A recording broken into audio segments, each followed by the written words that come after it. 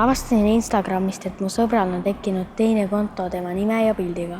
Alguses paistis kõik lahe, aga kui vaatasin lähemalt, oli seal igasugu piinlikke pilte ja veidraid postitusi. Küsin sõbralt, et mis värk on? Sõber isegi ei teadnud, et selline konto olemas on. Sõbra vanemad ütlesid, et see on identiteedivargus ja teatasid politseisse. Selgus, et see oli paralleelklassi poiss, kes tahtis lihtsalt mu sõpra mõnitada. Huvitav, mis sellest poisist nüüd sai?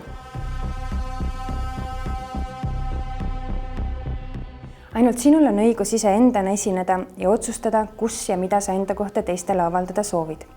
Kui keegi aga teeb seda sinu nimel, et sind häbistada või teha sulle haiget, võib tegemist olla kuriteoga, mistõttu tuleb sellest esimesel võimalusel teavitada politseid.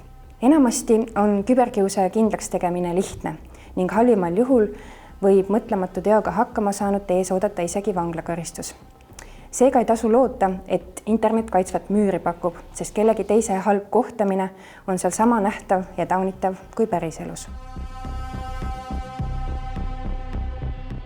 Ühel päeval jõuab see varikonto teinud poiss kohtusaali, päris kohtuniku ette, kohtuistungile, mida võivad vaatama tulla kõik tema sõbrad, sugulased ja tuttavad. Aga kohtusaalis on asi naljast kaugel. Seal on päris inimesed ja igaüks peab oma tegude eest vastutama. Naljakas pole asi ka seepärast, et kohus peab lähtuma seadusest ja kohus võib sellise rumala nalja tegija lausaks 3 aastaks vanglasse saata. Kas on ikka mõtet mingi tobeda nalja pärast oma tulevikku rikkuda?